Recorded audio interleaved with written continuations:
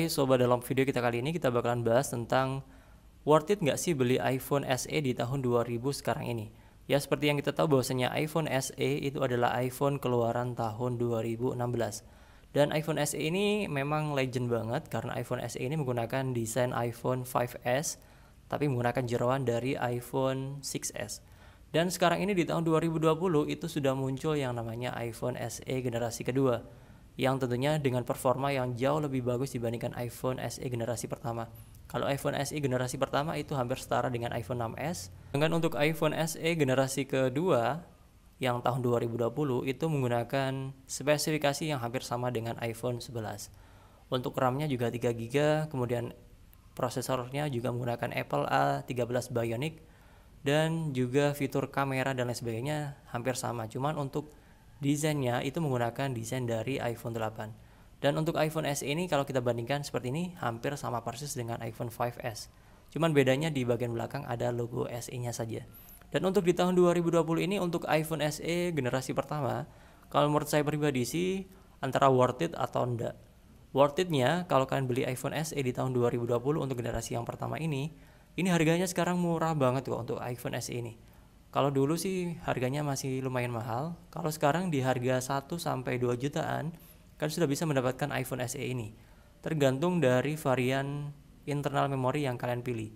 Karena iPhone SE ini juga masih menggunakan Touch ID, ukurannya kecil, baterainya juga kecil. Jadi ini cocok banget bagi kalian yang mungkin tangannya kecil dan ini hand gripnya juga enak banget. Dan saya sukanya untuk iPhone SE ini kalau dipakai telepon itu enak banget ya. Gak terlalu besar dan gak terlalu kecil. Jadi pas banget. Gak terlalu capek kalau kita gunakan untuk telepon berlama-lama menggunakan iPhone SE ini. Selanjutnya dari segi spesifikasi dari iPhone SE ini, iPhone SE ini masih menggunakan Apple A9.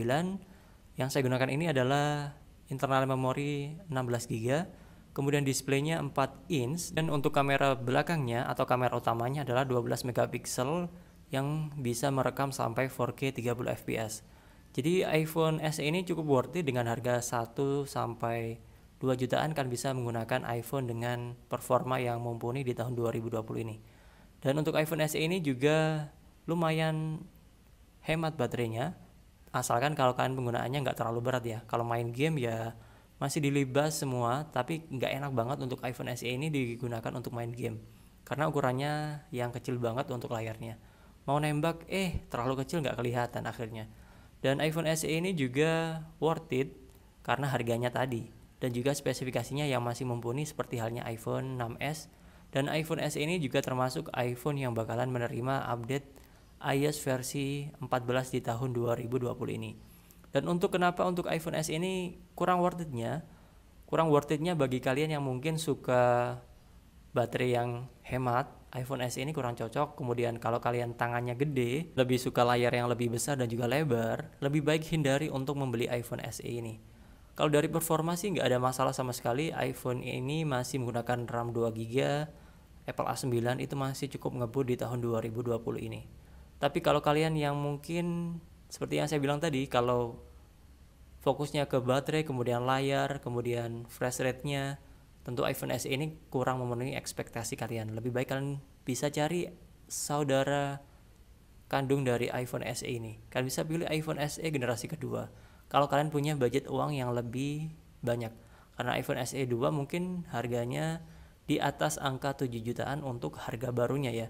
Karena iPhone SE 2020 baru rilis di tahun ini. Dan untuk iPhone SE ini yang saya pegang ini iPhone SE keluaran Jepang dan saya dapatkan dalam kondisi batangan, tapi kondisinya masih sangat mulus sekali. Semuanya fungsinya masih aktif dan baterainya pada saat saya beli sekitar 91% untuk baterai health-nya, dan ini saya dapatkan cuma dengan harga 1,3 jutaan untuk kapasitas yang 16GB. Dan seperti yang kalian lihat untuk hasil kameranya ini masih lumayan bagus.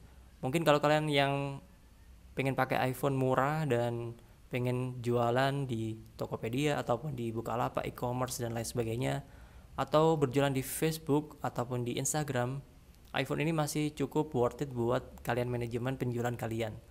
Untuk Instastory juga kalau kalian ketahui, Instastory di iPhone itu jauh lebih bagus dibandingkan di Android. Jadi antara worth it dan gaknya iPhone SE ini buat kalian itu tergantung kebutuhan kalian. Kalau kalian seorang gamer yang butuh baterai besar, kemudian juga kalian seorang yang memang kesehariannya perlu performa HP yang besar, tentu iPhone SE ini nggak rekomen atau nggak worth it banget buat kalian beli. Kalau kebutuhan kalian cuman untuk telepon, SMS, WhatsApp, kemudian jualan di Instagram, Facebook, ataupun jualan di e-commerce, kemudian kalian untuk kegiatan sehari-hari, untuk telepon, untuk ambil foto ataupun video, iPhone SE ini masih worth it banget dengan harga yang antara 1-2 jutaan, tergantung kapasitasnya. Kalau saran saya pribadi, kalau kalian mau beli iPhone SE ini, kalian bisa pilih opsi internal memori yang lebih gede, yang 64 GB ataupun yang 128 GB, supaya lebih gampang dan lebih enak untuk menyimpan file lebih banyak di iPhone kalian. Oke, terima kasih, semoga bermanfaat. Jangan lupa like, subscribe, dan share, dan jangan lupa tinggalkan komentar kalau kalian ada pertanyaan seputar video ini, dan sampai jumpa di next video di channel NGHD. Bye bye.